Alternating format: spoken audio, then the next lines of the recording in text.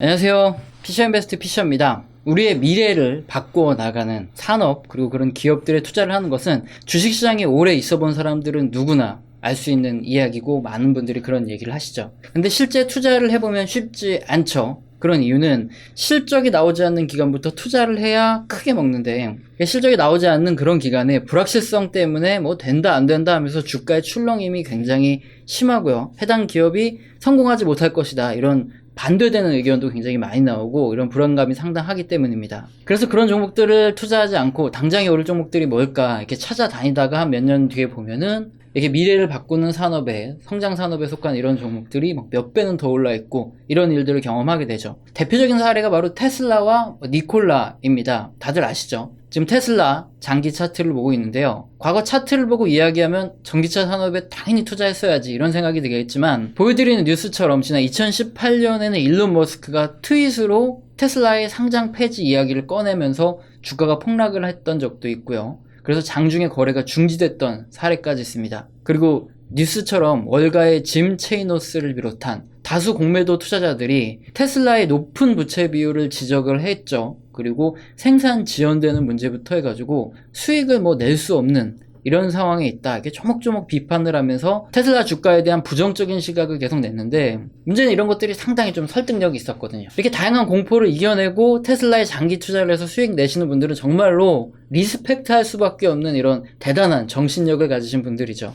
그런데 우리가 이렇게 성장하고 미래를 바꾸는 이런 기업에 투자하기 어렵게 만드는 이유도 바로 니콜라에 있죠. 지난 한 7월쯤이죠. 우리들이 테슬라 주가가 엄청나게 오른 걸 보고, 그때 왜 우리가 테슬라를 못 샀지 하면서 저를 포함해서 많은 분들이 후회에 후회를 거듭하고 있었을 때, 하필이면 그때 니콜라가 수소 트럭을 가지고 딱 시장에 나왔죠. 저도 물론 당시에 니콜라 관련 영상 의견을 드린 적이 있는데, 물론 테슬라처럼 될 수도 있겠지만 그렇게 되면 또 후회를 하겠지만, 여전히 니콜라가 겁이 나서 나는 투자를 하기 좀 어렵다, 무섭다, 이런 의견을 한번 드렸었어요. 니콜라가 엄청 날아갔으면 굉장히 배 아팠을 텐데, 떨어져서 다행이라고 얘기는 못하겠죠. 왜냐면 손실 보신 분들도 계실 거기 때문에. 이렇게 미래를 바꾸는 산업에 투자하는 거는 정말 말이 쉽지만 종목 하나를 이렇게 잘못 잡거나 아니면 정말 사기를 칠 수도 있거든요. 그래서 어려운 거죠. 그럼에도 불구하고 미래를 바꾸는 산업 그리고 성장 산업에 투자를 해야 되는 이유는, 잘 고르면 테슬라처럼 엄청나게 높게 올라갈 가능성도 있죠. 그리고 또 완전히 잘못된 종목이 아니라면, 투자의 시점을 잘못 잡아서 상투에 딱 물렸더라도 장기적으로 보유하면은 이렇게 올라가면서 빠져나올 기회도 있고, 결국에 수익 날 기회를 주기 때문에 미래를 바꾸는 산업과 장기 성장주에 투자를 해야 되는 거죠. 그리고 또 하나가, 요즘에는 트렌드가 굉장히 많이 변했어요. 그래서 만년 저평가주들이 시장에 꽤 많이 있습니다. 그런 종목들은 가치 투자한다고 한번 물리면 원금 회복까지 그냥 5년은 기본으로 걸리기 때문에, 물론 5년 된다 그래서 원금 회복된다는 보장도 없죠. 만년 저평가가 계속되기 때문에. 그래서 오히려 성장주 말고 투자하기가 더 겁나는 현상이 벌어지는데요. 한때 가치주 펀드로 명성을 날리던 한국밸류 자산운용이나 메리츠 자산운용의 간판 펀드들이 4,800억 정도의 자금이 빠지고 올해 또 수익률이 마이너스 7.6%더라, 이런 뉴스 기사가 있습니다. 그리고 이게 5년 동안 장기적으로 수익률이 굉장히 낮다고 하죠. 그래서 수익률 때문인지는 모르지만 가치 투자에 살아있는 전설이죠. 이채원 대표님이 사임을 하고 또 졸리 대표님도 운용에서 손을 뗀다, 그런 뉴스 기사가 있죠. 어차피 시장은 돌고 돌아서 결국은 가치주의 시대가 다시 돌아올 수도 있죠. 하지만 우리나라의 GDP 증가율이 좀처럼 오르지 않는 장기 저성장 구간이 당분간 지속될 거다, 이런 전망이 많기 때문에 결국에 우리는 미래의 변화를 이끌어갈 성장주에 투자를 해야 되는 이런 시대가 장기간 이어질 것이다, 이런 의견이 훨씬 더 많다 이겁니다. 그래서 우리들도 미래를 변화시키는 산업과 종목에 계속 투자를 해야 되겠죠. 제가 처음에 이런 썰을 풀어드렸다 하면 오늘도 역시나 미래를 변화시키고 성장하는 산업에 대한 이야기를 해드릴 거다, 이런 생각이 딱 드시죠. 지난 시간에 이어서요, 미래를 변화시키는 전기차죠. 그 전기차 중에서도 가장 핵심이 되는 성장 산업, 바로 전고체 배터리 산업에 대해서 좀 더 세부적으로 파고 들어갈 건데요. 여기에 우리가 투자할 종목들이 있고, 테슬라처럼 크게 수익을 낼 수 있는 기회가 있다는 거죠. 그럼 지금부터 쉽게 하나하나 알아보겠습니다. 우선 전고체가 무엇인지부터 설명을 드려야 되는데, 제가 바로 이 전 영상에서 자세히 설명을 드렸어요. 그래서 오늘은 좀 빠르게 넘어가는 게 좋을 것 같습니다. 왜냐면 이 전 영상을 보셨던 분들은 똑같은 내용을 또 하면 굉장히 지루하실 수 있기 때문에, 혹시 이 전 영상 못 보신 분들은 제가 영상 맨 마지막에 링크를 넣어 드릴게요. 그거 꼭 한번 이 영상 보시고라도 보셨으면 좋겠습니다. 현재 일반 전기차들에 들어가는 전지를 그림에 왼쪽에 있는 리튬 이온 2차 전지라고 부릅니다. 배터리를 딱 뜯어보면 음극재와 양극재가 들어있고요. 중간에 전해질 용액과 분리막이라는 게 있습니다. 배터리를 충전기에 연결을 하게 되면 양극재에 있는 리튬 이온이 음극재로 넘어가고요. 그리고 전자는 전선을 통해서 음극으로 쫙 넘어가죠. 그리고 충전이 끝나고 전기차를 운행할 때는 음극에 붙어있던 리튬 이온이 양극으로 이동을 하고요. 그리고 전자가 음극에서 양극으로 흘러가면서 이렇게 전기를 발생시키는 구조가 바로 2차 전지의 기본적인 구조입니다. 이때 리튬 이온이 이동을 하려 그러면 아무래도 액체 상태의 전해질 용액에서 이동이 빠르겠죠. 그래서 음극과 양극의 전해질이 서로 섞이면은 고열이 발생하고 뭐 폭발하고 화재가 나기 때문에 중간에 리튬 이온만 딱 이동하고 두 가지 용액이 섞이지 않는 분리막이라는 게 이렇게 존재를 합니다. 아무래도 액체 상태의 전해질이 리튬 이온을 당연히 빨리 이동시킬 수 있기 때문에 지금 고체보다는 액체 전해질이 먼저 개발이 돼서 전지에 사용이 된 거고요. 근데 문제가 여기서 발생을 하는 거죠. 이번에 테슬라 사건처럼 가운데 분리막이 딱 찢어지게 되면은 큰 화재가 발생하고 뭐 폭발이 날 수도 있고 이렇게 위험하다 이겁니다. 이때 발생하는 화재는 물을 부어서 끄면 안 되고 화학 제품으로만 불을 끌 수 있기 때문에 굉장히 어려운 과정을 거친다. 지난 시간에 한번 설명을 드렸는데 일단 그 얘기를 다시 하기보다는 우리가 이제 상식으로 한번 가보죠. 기본적으로 차량이 사고가 나서 충격을 받고 폭발하는 거는 우리 80년대 홍콩 영화 보면 굉장히 자주 등장했어요. 일단은 뭐 썽룡이나 아니면은 주윤발 같은 이런 주인공이 기가 막히게 운전을 잘하죠. 그래서 요리조리 잘 피합니다.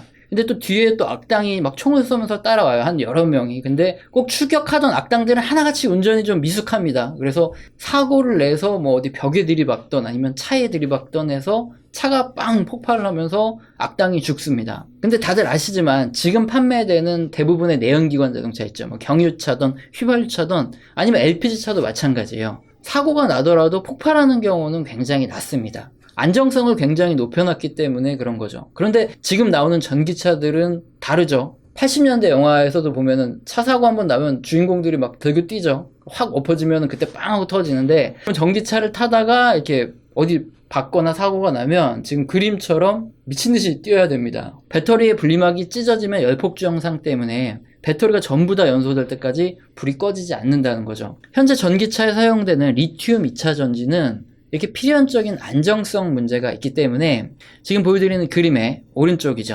전고체 배터리로 변화할 수밖에 없다. 이게 당연한 거죠. 뿐만 아니라 전고체의 배터리의 경우에는 지금 현재 리튬이온 배터리보다 월등히 성능도 좋고 충전 시간도 짧다. 뭐 이런 얘기 많이 들어보셨을 거예요. 그런데 정확히 무엇 때문에 이렇게 성능이 높아지는지 이런 얘기는 많이 못 들어보셨을 겁니다. 이걸 알아야 여기서 우리의 투자 기회가 있고 종목을 찾을 수 있으니까 지금 그거를 설명을 드릴 건데요. 전고체 배터리의 작동 원리는 지금 현재의 리튬이온 배터리와 기본적인 원리가 같습니다. 양극재와 음극재 사이에 리튬 이온이 이동을 하고 전선으로 전자가 이동을 하는 거죠. 그런데 여기서 가운데 있는 전해액과 분리액을 싹 빼고 고체 전해질이 들어가는 게 바로 전고체 배터리죠. 그럼 이 전해질에는 뭐가 쓰이냐? 황산화물과 산화물, 폴리머 등이 쓰이게 됩니다. 이 부분은 굉장히 중요하겠죠. 이것을 누가 만드느냐가 바로 어느 회사에 투자되어야 될 게 결정이 되기 때문에 이 부분은 조금 뒤에서 설명을 드리고요. 그리고 전고체 전지와 기존 리튬이온 전지와 또 다른 차이점이 있습니다. 뭐냐? 바로 음극재인데요. 음극재는 충전 시에 양극재의 리튬을 딱 받았다가 전기차를 이렇게 운행할 때 음극재에서 리튬 이온을 양극재로 보내면서 또 전자까지 넘어가는 이런 역할을 한다 설명을 드렸죠. 그런데 기존의 리튬 이온 2차 전지 같은 경우에 음극재는 그냥 리튬 금속을 쓰면은 좋을 텐데 흑연을 썼습니다. 왜 흑연을 썼을까요? 이유는 리튬 자체의 반응성이 워낙 좋아서 기존 전해질 배터리에서 폭발할 가능성이 있는 거죠. 그렇기 때문에 안 쓴 것도 있고 뭐 덴드라이트 현상이라고 좀 이따 설명드릴 그것 때문에 흑연을 사용했는데요. 그런데 전고체 배터리 같은 경우에는 폭발 위험 자체가 없기 때문에 음극에 그냥 리튬 금속 자체를 쓰면 됩니다. 그러면 리튬 금속 자체가 이온을 굉장히 많이 방출하기 때문에 기존 흑연 전지보다 10배 정도 용량이 증가하는 효과가 발생하는 거죠. 일단 다른 걸 다 떠나서 이것 때문에 전고체 배터리가 기존 리튬 이온 전지에 비해서 같은 크기라도 월등히 좋은 성능을 낸다 이겁니다. 또 하나 전고체 배터리가 좋은 성능을 내는 이유는 바로 공간이 늘어난다는 점 때문인데요. 기존 리튬이온 배터리는 30% 공간을 냉각 장치에 써야 됐어요. 어찌됐건 분리막이 있더라도 열은 발생하기 때문이거든요. 근데 전고체는 그럴 위험이 없기 때문에 해당 공간에 그냥 배터리 용량을 넣으면 되니까 당연히 전기차의 성능이 좋아지겠죠. 분리막 공간도 줄어들겠죠. 기존 리튬이온 전지는 전해질 사이에 분리막 공간이 또 필요하죠. 그래서 분리막을 필수로 넣어야 하지만 전고체 배터리는 애초에 그 전해질 자체가 고체이기 때문에 분리막 자체가 필요가 없는 거죠. 물론 분리막이 가격이 낮은 게 아니기 때문에 원가도 굉장히 절감이 될 겁니다. 그럼 우리가 여기서 알 수 있는 건 몇 가지가 있죠. 이 전고체의 전해질로 쓰이는 황화물, 산화물, 폴리머 이런 것들을 만드는 회사들은 장기적으로 괜찮다. 이걸 알 수 있겠고, 두 번째로 분리막이라든가 아니면 전해질을 만드는 회사 같은 경우에는 거기에서 만약에 어떤 수익이 굉장히 컸다면 점점 그 수익이 감소할 수밖에 없게 되는 거죠. 일단 우리가 이거를 알고 종목 선정을 할 때 프리미엄, 그러니까 앞으로 성장하는 많이 쓰이는 제품들은 프리미엄이 높아질 거고 앞으로 언젠가는 이거는 사용이 안 될 거다. 그러면은 당연히 그 프리미엄은 줄어들겠죠, 주가에요. 그래서 이 부분을 일단은 알아야 되고요. 전고체 배터리의 좋은 부분만 말씀을 드렸는데 단점이 되는 부분도 지금 있습니다. 현재까지는요, 기술력이 모자라서. 그래서 단점이 되는 부분을 설명을 드려야 앞으로 이 전고체 배터리 아니면 리튬이온 배터리 기업들이 어떻게 움직일지 보이기 때문에 이 부분을 지금 설명을 드릴 텐데요. 첫 번째 전고체 배터리의 단점은 어쨌든 그 전해질이 고체이기 때문에 액체 전해질보다는 양극과 음극을 오가는 리튬이온의 이동 속도가 늦을 수밖에 없다. 이런 단점이 있습니다. 리튬이온의 이동 속도가 느리다는 말은 출력이 더 낮다는 말이거든요. 그 성능이 더 떨어진다. 이것 때문에 앞으로 이 부분을 계속 개선해 나가야 된다. 이런 단점이 있거든요. 이 부분 때문에 기존 리튬이온 배터리에 비해서 전고체 배터리의 성능이 지금 아직은 낮다 이거죠. 그럼 전고체 배터리의 이 전해질 부분이 어떤 문제가 있고 어떤 특징이 있는지 좀 알아보면 기존의 액체 전해질 부분을 고체로 바꿨는데 황화물이나 산화물 그리고 폴리머 등을 씁니다. 첫 번째 황화물의 경우에는 리튬이온의 전도 속도가 가장 빨라요. 그리고 생산이 쉽기 때문에 일단 지금 대부분 그러니까 토요타도 그렇고 가장 먼저 출시될 이 전고체 배터리가 바로 황화물 전고체 배터리입니다. 근데 또 단점이 있겠죠. 단점은 물이나 습기에 굉장히 취약해요. 그래서 황화수소 기체를 발생시키기 때문에 배터리의 수명을 낮추거나 아니면 또 사고가 났을 때 황화수소가 문제가 될 수도 있겠죠. 반면에 산화물 같은 경우에는 황화물과 달리 안정성이 굉장히 높습니다. 하지만 문제는 이온 전도도가 황화물보다는 좀 떨어진다. 이런 단점이 있고요. 또 고온이 필요하기 때문에 생산이 조금 어렵다. 이런 단점이 있습니다. 그리고 마지막 폴리머의 경우에는 안정성도 높고 생산도 굉장히 좋아요. 그러면 단점으로 뭐가 있습니까? 이온 전도도가 가장 낮아서 출력이 가장 약합니다. 황화물 같은 경우에 안정성이 좀 떨어지기 때문에 산화물로 가야 되고 산화물의 경우에는 이온 전도 속도를 빨리 해야 되고 단가를 낮출 필요가 있고요. 최종적으로는 폴리머로 갈 가능성이 좀 큰데 이온 전도도를 높일 수 있는 이 부분이 연구가 돼야 된다는 거죠. 굉장히 좀 어려울 수 있는데 일단은 그러면 황화물을 만드는 기업 이런 기업들을 많이 배워야 되고 그 다음에 산화물이나 폴리머를 또 만드는 기업들을 순차적으로 보시는 게 좋겠죠. 같이 보셔도 좋고요. 두 번째로 전고체의 경우에는 사용을 할 경우 한마디로 계속 충전에 쓰고 그 다음에 사용하고 이럴 경우에 음극재 있죠. 리튬 금속 자체를 사용한다고 했는데 여기에 표면에 나뭇가지 모양의 덴드라이트가 쌓입니다. 이게 리튬 이온이 이동하는 것을 방해를 하고요. 여기 또 배터리 수명까지 단축을 시키겠죠. 이 가지가 많이 쌓이면 아예 배터리를 사용을 못하게 될 테니까요. 이 부분을 개선을 해야 됩니다. 현재 나노 코팅 중에 연구가 진행 중이고요. 이걸 삼성 SDI가 한다 이런 얘기가 있죠. 결론적으로 전고체 배터리 같은 경우에는 이온 전도도가 낮다 이런 단점 때문에 현재까지 개발이 가장 빠른 게 도요타라고 하는데 도요타의 경우에도 전고체 배터리의 에너지 밀도가 190와트시, 그러니까 킬로그램당 190와트시를 넘지 못한다는 것이 지금 최근 공공기관이라든가 조사된 자료를 제가 전부 다 봤는데 거기서 나오는 의견입니다. 물론 이번에 도요타가 내년에 시제품 출시하고 양산할 수 있다 이런 뉴스를 냈죠. 뭔가 충분히 개선을 했기 때문에 낼 가능성도 있죠. 그래서 제가 도요타에다 전화를 해서 물어보려고 했는데 일본어를 못해가지고 못했습니다. 죄송합니다. 나중에 일본어가 되면 한번 물어보고요. 현재까지 개발된, 그러니까 기존에 사용되는 리튬 이온 배터리의 경우 에너지 밀도가 몇이냐? 200에서 250와트시 per 킬로미터입니다. 전고체, 그러니까 도요타가 190을 넘지 못한다고 했죠. 그러니까 아직까지는 기존 전해질 리튬 이온의 배터리 에너지 용량이 더 좋은 거죠. 여기다가 기존에 리튬이온 배터리를 만들기 위한 캐펙스가 전부 다 갖춰져 있기 때문에 당연히 전고체 배터리보다 가격도 더 낮을 가능성이 큽니다. 그래서 현재 리튬이온 배터리가 성능도 더 높고 가격도 더 낮다는 거죠. 그래서 가까운 몇 년 내에 도요타가 전고체 배터리를 양산에 들어가고 출시한다고 해도 과연 기존 리튬 이온 배터리 시장을 완전히 장악하느냐? 그렇게 보지 않는다는 전문가들이 많다는 거죠. 그림은 지금 보쉬의 전지 기술 전망 자료입니다. 여기 좀 깔끔하게 정리가 되어 있어요. 그림 보시면 회색에 리튬 이온 전지의 한계를 보시면 에너지 밀도를 킬로그램당 350와트시 이렇게 보고 있습니다. 그리고 현재까지의 리튬 이온의 에너지 밀도는 킬로그램당 200에서 250와트시 이렇게 되어 있죠. 그러니까 대략적으로 한 100와트시 정도 더 성능을 향상시킬 수 있다는 거죠. 그런데 그림의 남색이나 푸른색 계열에 쭉 올라가는 걸 보시면 전고체 배터리 같은 경우에는 리미티드 제한이 아직까지는 없다는 겁니다. 그럼에도 불구하고 아직 전고체 배터리는 킬로그램당 아직 190와트시의 이 성능을 넘지 못하고 있다는 거죠. 그럼 이런 결론을 내릴 수 있습니다. 일단 장기적으로 볼 때는 리튬 이온 전지의 에너지 밀도 한계가 지금 350 정도로 명확하기 때문에 에너지 밀도 한계가 거의 월등, 현재까지는 얼마인지 측정이 안 되는 전고체 배터리로 배터리의 개발은 당연히 넘어갈 수밖에 없다. 이거는 중장기적으로 당연한 거죠. 그러나 현재까지는 리튬이온 배터리의 에너지 밀도가 전고체 배터리보다 더 높고요. 그리고 대량 생산으로 가격의 이점까지 가지고 있다 이겁니다. 그렇다면 향후 전고체 배터리가 에너지 밀도가 일단은 추가적으로 향상이 돼서 리튬이온 배터리보다 더 뛰어나야 되겠죠. 여기에 단가도 어느 정도 좀 비슷해져야 전고체 배터리가